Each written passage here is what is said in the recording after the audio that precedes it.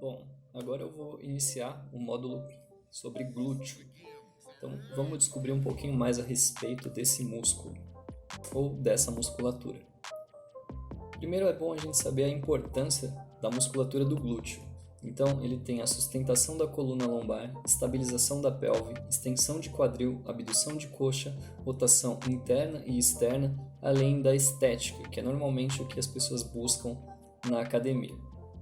A estrutura do glúteo é importante que você, profissional, saiba, e você que é curioso ou adepto da musculação também conheça um pouco. Então, o glúteo ele tem 3 divisões: glúteo máximo, glúteo médio e glúteo mínimo. O glúteo mínimo ele tem função de abdução e rotação medial da coxa. O glúteo médio tem também a função de abdução e rotação medial da coxa. Já o glúteo máximo ele faz a extensão de quadril e a rotação lateral, em conjunto com um músculo chamado piriforme, mas eu não quero que você dê tanta atenção a ele agora. Vamos focar no glúteo.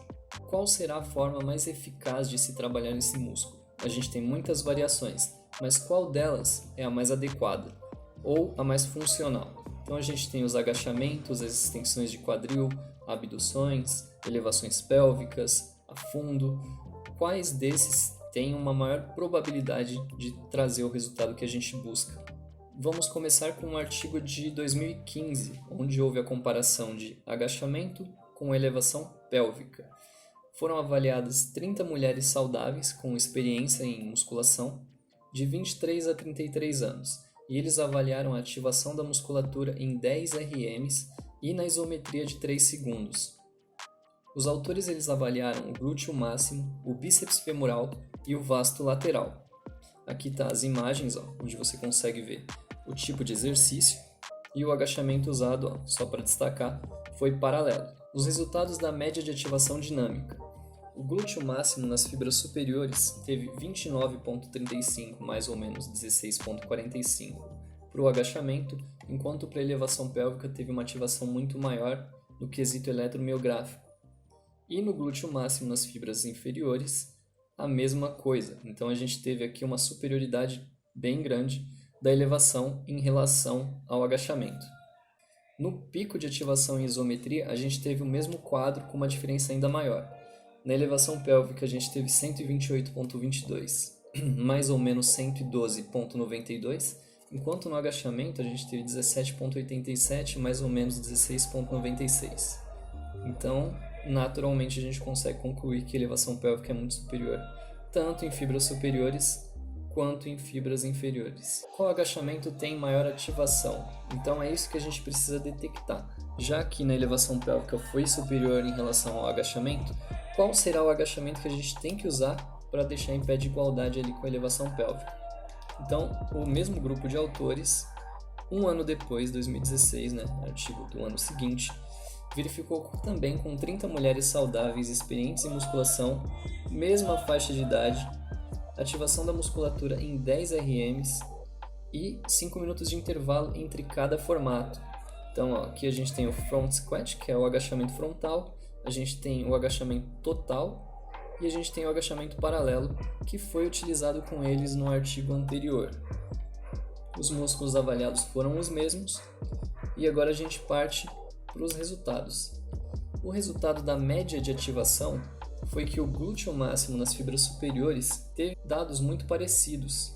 Eu coloquei os asteriscos porque o artigo de 2015 eles encontraram exatamente os mesmos valores. Então, paralelo 29,35 mais ou menos 16,45 e 45,29 mais ou menos 23,54. Esse é o artigo de 2016. Vou mostrar aqui. Comparação do glúteo máximo e bíceps femoral é outro artigo, 2016. Esses valores. Agora, no artigo de 2015, a mesma coisa.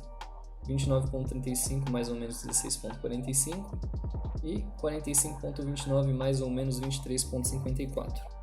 Então, não sei se é pela vontade de publicar muito ou se é um formato que os autores conseguiram encontrar de pegar os dados e usar para diversas pesquisas, que assim o volume de publicação aumenta muito. Mas vamos lá, porque eu não estou aqui para avaliar isso. Na discussão, eles chegaram à seguinte conclusão: não há diferença de ativação entre os formatos. Então, tanto a ativação do glúteo máximo, fibras superiores e inferiores no agachamento frontal, no agachamento paralelo e no total, que é o profundo, não houve diferença. Então, o que a gente faz agora? Agora que a gente sabe que não tem diferença entre os agachamentos, vamos procurar um artigo que fale sobre a hipertrofia. E a gente encontra aqui um artigo de 2019 para falar sobre a profundidade dos agachamentos em relação ao glúteo. Então, nesse estudo, foi avaliado 17 homens que eram fisicamente ativos, de 20 a 21 anos, 10 semanas durou o estudo e 2 vezes na semana eles tinham uma rotina de treino que eu vou especificar à frente. Os autores avaliaram os extensores de joelho, os isquiotibiais, adutores e o glúteo máximo, e fizeram o teste de 1RM. Para vocês terem uma base da profundidade do agachamento, está aqui o agachamento parcial 90 graus, e o agachamento profundo 140. Eu coloquei aqui um pouquinho mais abaixo para vocês terem uma base. A semana se dava dessa forma: 3 séries de 10 repetições a 60% de 1RM e ia aumentando, então foi uma progressão linear. Chegando aqui na 4ª semana em diante, foram 8 repetições a 90% do RM. Caso algum dos objetos de estudo realizasse as 3 séries com 8 repetições, aumentava-se 5 kg na próxima sessão. Eles queriam realmente chegar à falha. Os resultados que a gente tem nesse estudo foi que o agachamento parcial ele aumentou o volume do glúteo máximo em 2,2 mais ou menos 2,6, enquanto no agachamento profundo a gente teve um aumento maior, um aumento do volume de 6,7 mais ou menos 3,5 para essas 10 semanas, apenas 2 vezes na semana treinando só o agachamento. Então é muito interessante esse dado para a gente saber. Basicamente, o que fica pra gente é que o agachamento profundo hipertrofia mais. Agora vamos comparar em pé de igualdade o agachamento profundo e a elevação pélvica. Nesse estudo já de 2020, os autores avaliaram 24 mulheres com experiência em musculação de 25 a 28 anos, durante 12 semanas. E uma vez na semana, elas realizavam 6 séries de determinado exercício. Os músculos medidos foram o quadríceps e o glúteo máximo. Por ultrassom, fizeram também o teste de 1RM, mas a gente não vai focar tanto nisso. O protocolo de treino foi dividido em uma progressão ondulatória. A periodização consistia em quadros de variação da faixa de repetições. Então a gente vê semana 1 de 12 a 15, semana 2 de 4 a 6, semana 3 de 10 a 12, semana 4 de 6 a 8. E aí se repetia o ciclo. Então havia ali uma periodização não linear. E também havia variação de intervalos, logicamente, porque quando você muda a intensidade também é natural de a gente alterar essa variável. Nota: quando elas eram capazes de realizar mais repetições que o que havia sido programado, a carga era aumentada entre 1 e 5 kg para manter a zona alvo do treinamento, né? Então teve um controle bem rígido em relação a essa zona de repetições. Os resultados: o agachamento teve um aumento de 3,4 mm, e na elevação pélvica houve um aumento apenas de 1,3. A discussão dos autores é que a amplitude de movimento afeta também nesse grau de hipertrofia, mesmo que a eletromiografia conste maior para a elevação pélvica. Então, se tiver que escolher, já sabe. Agora vamos a outra área também do exercício. Essa é uma dissertação de mestrado da área de fisioterapia, mas que tem considerações importantes, porque a gente tem que olhar para outras áreas e conseguir tirar delas um conhecimento para aplicar na nossa área.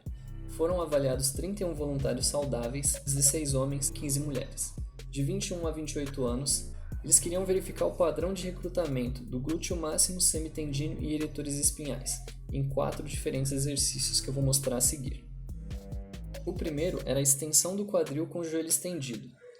O exercício B, extensão do quadril, joelho flexionado. O C, extensão de quadril, rotação externa e extensão de joelho. E o D, extensão de quadril, rotação externa mais flexão de joelho. Os resultados relativos à ativação de glúteo. A gente teve, em primeiro lugar, a extensão do quadril e flexão de joelho. Em segundo, a extensão do quadril, rotação externa e extensão de joelho. Em terceiro, a extensão do quadril, a rotação externa e o joelho fletido. E em quarto, a extensão do quadril com extensão de joelho, que é o mais comum a gente ver sendo realizado. Aí ela traz alguns elementos no artigo, na tese de mestrado. Tem 67 páginas, tem muita coisa interessante lá, mas eu vou trazer alguns dados mais curiosos para a gente ter base. Então ela elenca ali alguns exercícios que apresentam uma atividade similar do glúteo máximo.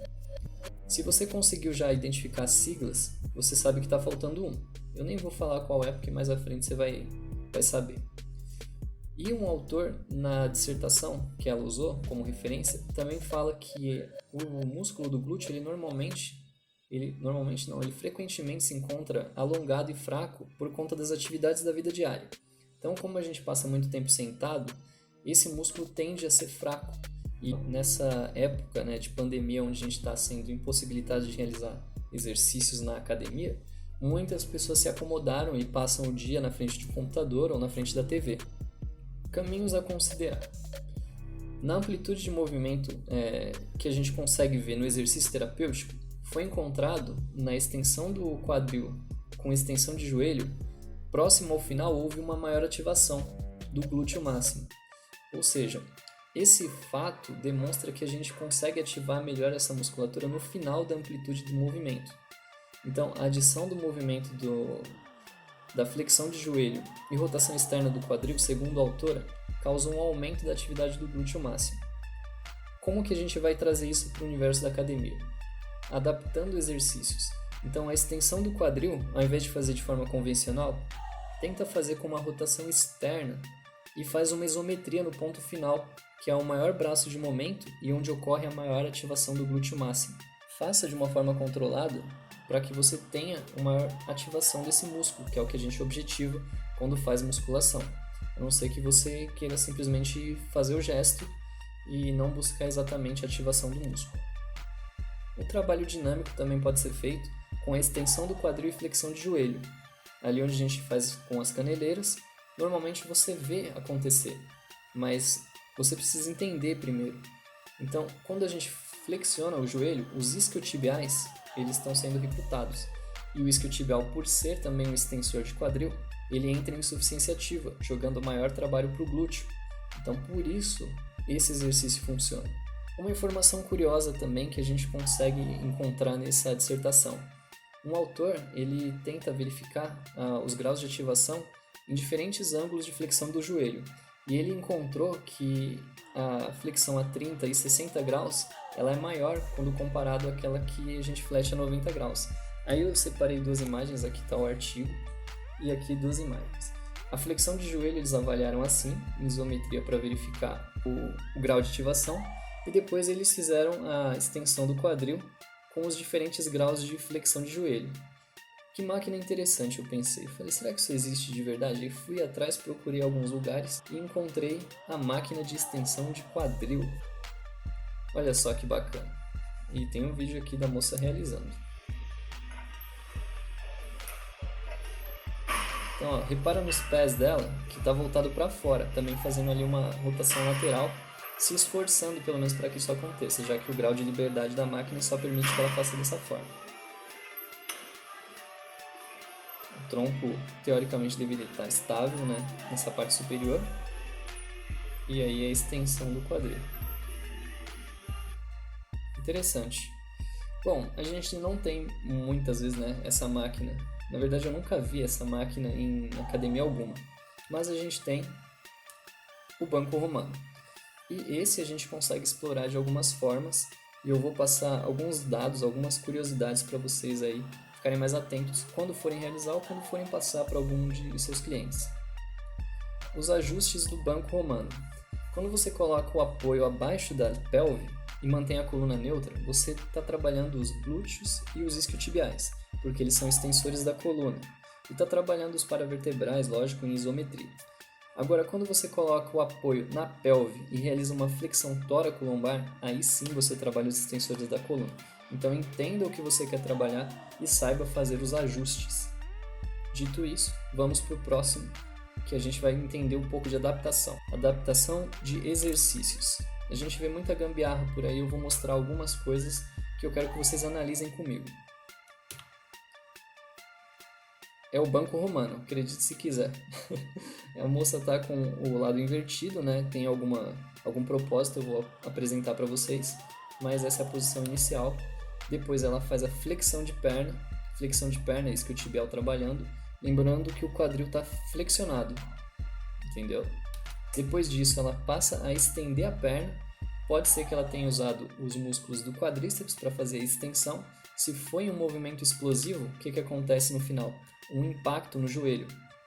A altura que ela está usando aqui, ó, ela consegue manter isometria com o glúteo realmente e com os isquiotibiais. O problema é o movimento que ela realiza e pode ser que a inércia faça com que o peso aumente muito nessa fase final. E aí o joelho sofre. Se ela tivesse com os pés um pouco mais no alto, aconteceria o cisalhamento da coluna, por conta da compressão dos discos. E é uma posição que a gente não costuma ficar. Então, o movimento ele tem uma base cinesiológica, mas a forma que você executa altera totalmente o cenário. Então, esse exercício, teoricamente, ele é funcional, apesar de não ser tão comum assim, né? Do grau de diferenciação do que a gente vê por aí, mas ele é funcional cinesiologicamente falando. Agora a gente vai ver aqui algo um pouco mais comum, um pouco mais convencional, que você pode também realizar, e você vai sentir uma pequena diferença.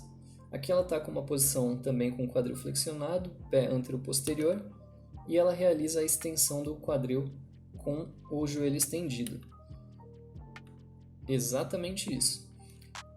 O fato dela começar com o quadril flexionado faz com que os isquiotibiais e o glúteo estejam um pouco mais estendidos, já que eles são extensores de quadril, então eles estão alongados. Quando você parte para um movimento de contração com o músculo um pouco mais alongado, ele tem um potencial de ativação maior. E aqui uma terceira variação, onde a moça está abraçando um banco. E aí ela realiza a extensão do quadril com o joelho já flexionado.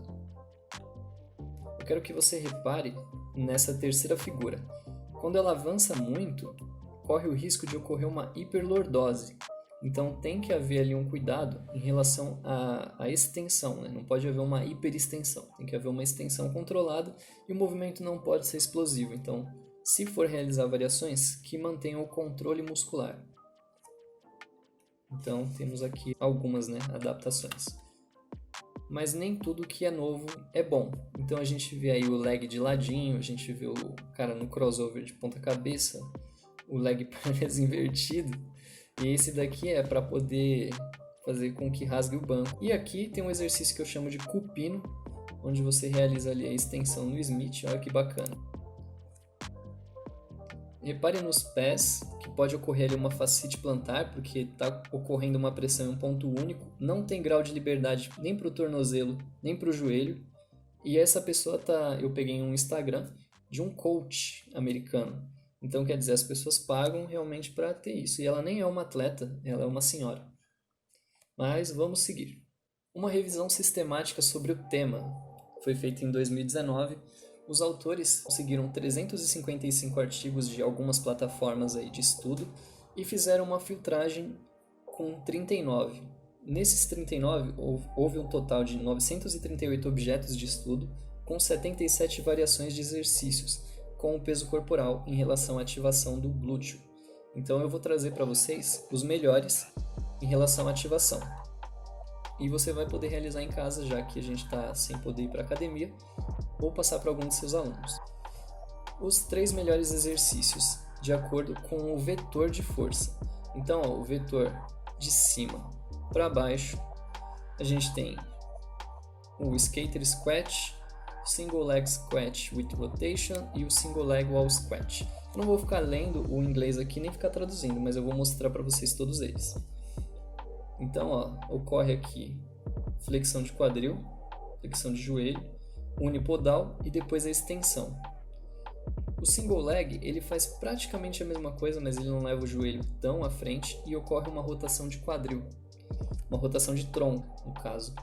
E o single leg wall squat, que é o mais simples, você consegue realizar, que é praticamente a cadeira chinesa com um apoio somente e a outra perna estendida. E isso você pode fazer em isometria. O outro vetor é quando a força vem na sua barriga, né? E você tem que fazer uma contra para poder estender o seu quadril. No caso, fazer elevações pélvicas aqui, a gente chama de ponte, né? Tem aqui as 3 melhores em relação à ativação. Note algumas diferenças. O quadril dela aqui, o joelho está flexionado a 135 graus e a perna estendida, está totalmente apoiado o pé. Nesse caso, a flexão de joelho está a 90 graus e só tem o apoio do calcanhar no solo. E a outra perna está flexionada, e aí vai acontecer elevação. E o primeiro, a gente tem aqui uma flexão de 90 graus, com o apoio totalmente no solo, e o outro pé fazendo uma dorsiflexão, mas isso é indiferente. De qualquer forma, essa é a fase inicial onde ela faz a elevação. Interessante porque são variações que são detalhes que você consegue trabalhar com o seu cliente e com você mesmo.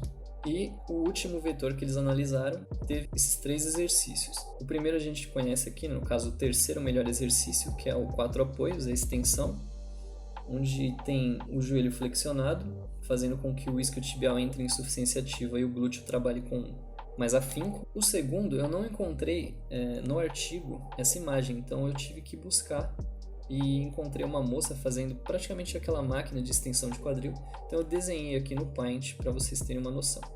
Porque eles encontraram maior ativação quando o joelho ficava apoiado, o tronco também, e havia a extensão da perna. Então, imagina que a perna direita dela está fletida aqui, com um apoio, o tronco dela está apoiado aqui, como vocês veem na imagem, e só a perna esquerda faz elevação de quadril.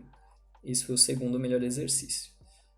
E o primeiro, mais simples, você vê que o maior grau de ativação às vezes acontece no mais simples, tem a prancha com a extensão de quadril e perna flexionada, causando aquela insuficiência, e vai também trabalhar muito o core. Muito bacana esse exercício, temos aí os 3 melhores pro vetor póstero-anterior. E sobre o glúteo médio, já que eu falei tanto do glúteo máximo? Bom, eu peguei uma revisão de 2016 que os autores fizeram a comparação de vários exercícios, tanto resistidos quanto de peso de corpo. Os melhores exercícios resistidos em relação à eletromiografia foram esses. Então a gente tem o contralateral lounge, ipsilateral lounge, contralateral split squat. Diferença entre este e este. Então, repare que o peso está contra o joelho que está flexionado. Ele vai voltar, vai fazer como se fosse aquela passada, vai ficar em pé, né? No caso, para trás aqui, vai voltar a ficar em pé e vai repetir o movimento. Ipsilateral igual, ele vai voltar, vai ficar em pé e vai repetir o movimento, o peso do lado do joelho flexionado. Já o contralateral split squat, ele não volta a ficar em pé. Então ele está com o peso aqui, joelho flexionado, ele vai elevar-se sem ficar com os 2 apoios lá atrás e vai repetir. Então é como se fosse um afundo contralateral e não uma passada. Consegue imaginar? Eu espero que sim. Outros dados que eu encontrei nesse artigo foi o aviãozinho, né, o single deadlift, transversal lunge, single leg squat. O single leg squat eu coloquei com o apoio atrás porque eu acho muito arriscado, que você acaba fazendo o pistol do CrossFit. E normalmente as pessoas têm uma retroversão pélvica, tem alguns detalhes que a gente tem que estar mais atento. Então, preferi selecionar essa imagem aqui, onde você realiza com um banco muito mais seguro, que é quase igual àquela isometria, né, na parede com uma perna estendida. Então, fica aí a sugestão. Agora, o comum e o eficaz que também apareceu nesse artigo, e a novidade que eu achei meio duvidosa. O lateral step up, que a gente vê é comum ser realizado, e a gente tem uma ativação muito boa de glúteo médio. E o Farmer's Walk, que eu nunca tinha ouvido falar, e ao procurar o artigo, encontrei o artigo de 2015, onde eles realizavam essa caminhada. Então, eles avaliaram RM, aí selecionaram um peso que era equivalente a um pouco mais de 6 RM, e aí a pessoa fazia uma caminhada por 8 metros, 5 vezes. E aí encontraram esse grau de ativação. Praticamente quando você leva o seu peso para guardar, você já vai estar fazendo a caminhada de fazendeiro, né? Farmer's Walk. Então, não sei muito da utilidade dele, mas acredito que ele já está incluso no treino de todo mundo, mesmo que sem querer, se você for responsável e guardar seus pesos, certo? É isso. Muito obrigado. Agora vamos continuar porque tem algumas coisas mais interessantes para a gente falar. Os exercícios comuns em reabilitação. Olha que coisa interessante para você que não tem equipamento. A gente consegue uma boa ativação nessa ponte lateral de glúteo médio. E a gente consegue aumentar esse recrutamento quando a gente tem uma abdução do quadril, mantendo em glúteo médio. E a gente tem um aumento, né, do recrutamento do glúteo médio quando ocorre uma abdução, mantendo a isometria. Então, um trabalho grande de core e um trabalho grande de glúteo médio. E tem essa variação onde você fica totalmente apoiada, e aí tem a elevação, né, a rotação do quadril em abdução e a elevação do pé. Outra variação é o sideline and abduction, que é deitar de lado. Outra variação que a gente tem é esse, que a pessoa deita de lado, uma perna flexida e aí realiza a abdução. Eu uso muito isso daqui na academia com as caneleiras. E o front plank, que é a prancha comum com uma extensão. Interessante é que eles conseguiram encontrar bastante ativação de glúteo médio em um exercício que também recruta bastante o glúteo máximo, quando está fletido. Interessante esse dado. Você pode aí pensar em como utilizar. Bom, e sobre a cadeira abdutora? Agora eu preciso que você preste um pouquinho mais de atenção no músculo piriforme. Quando você coloca na internet, no Google, cadeira abdutora nervo ciático, tem uma informação circulando que o rapaz que publicou diz que a abdução na cadeira faz com que o músculo do piriforme, que é motor primário, seja hipertrofiado, comprimindo o nervo ciático que passa entre o gêmeo superior e o piriforme. Mas não é o músculo primário. O músculo primário que faz isso é o glúteo. Então, essa rotação, essa abdução, o glúteo médio é o principal motor. Então, essa informação ela não é verdadeira, eu não encontrei o autor, mas fica aí a ressalva para essa informação. Se você souber de alguém que está seguindo, falando, não, a cadeira abdutora é perigosa, então pode acalmar ela, porque nada, pelo menos que eu encontrei, apontou para esse dado. Então, realmente, a cadeira abdutora foi feito estudo sobre a ativação do glúteo e a gente teve aqui na revisão sistemática sobre essas abduções e rotações laterais do quadril, ela apareceu com muita força com 65.3, mais ou menos 7.5 de ativação do glúteo médio. Então, é boa, é segura, continuem fazendo com responsabilidade. Então, até o Will aprova. Obrigado por assistir até aqui, eu espero que tenha sido relevante. Ficou um vídeo um pouco longo, mas a gente se vê na próxima aula. Obrigado.